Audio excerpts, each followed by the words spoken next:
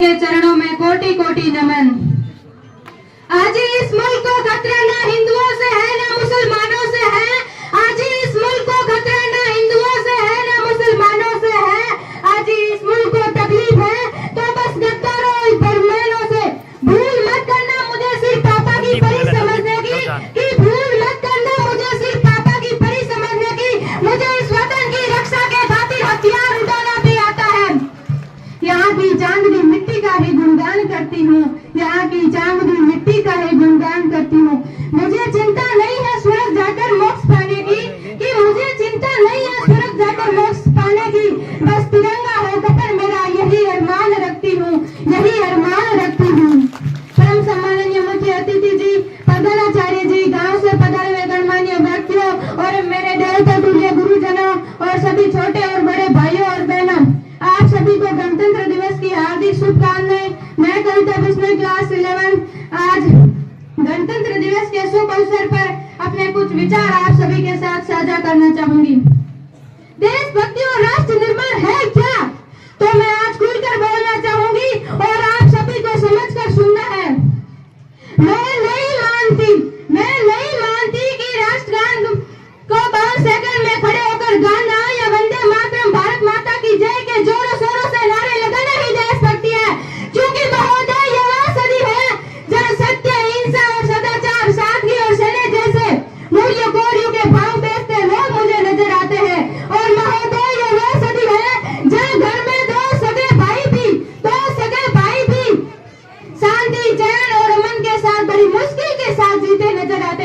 अरे मुझे तकलीफ तो तब होती है जब ये आज का नौजवान युवा, जिसके कंधे पर जिम्मेदारियां है राष्ट्र निर्माण की और देश की आशाओं को जोड़कर रखने की, वही युवा मुझे आज पबजी गेम में डूबा और शराब की लत में भीगा नजर आता है।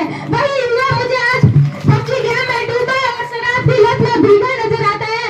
तो मैं इन युवाओं को कहना चाहूंगी कि मोह निद्रा में सोने वाले जाग जाओ, अभी भी वक्त है। इससे पहले ये तुम्हारी नींद कहीं श्रेष्ठ को ही ना ले डूबे, इससे पहले ये तुम्हारी नींद कहीं श्रेष्ठ को ही ना ले डूबे। अपने समाज और राष्ट्र के प्रति समर्पण का भाव है हमारी देशभक्ति। हर देशद्रोही के जीवन में आने वाला तूफान है हमारी देशभक्ति। धर्म लोकता को बचाकर ईमानदारी से किया गया हर वो काम है देशभक्ति। धर्म लोकता को बचाकर ईमानदारी से किया गया हर वो काम है देशभक्ति। एक बीमार गरीब बुजुर्ग को दवाई दी जाए तो वो है देशभक्ति। और एक पत्रकार अपनी पत्रकारी पूरी ईमानदारी से करे तो वो है देशभक्ति। और एक शिक्षक पैसों के लिए नहीं, कि एक शिक्षक पैसों के लिए नहीं, विद्यार्थी को आगे बढ़ाने के उद्देश्य से बढ़ाए तो वो है देशभक्ति, तो वो है देशभक्ति। तो मैं इन देशद्रोहियों को कहना चाहूंगी कि ए हवा में जहर घोलने वालों तुम क्या, ए हवा में जहर घोलने वालों तुम बिजाए हमारी तक,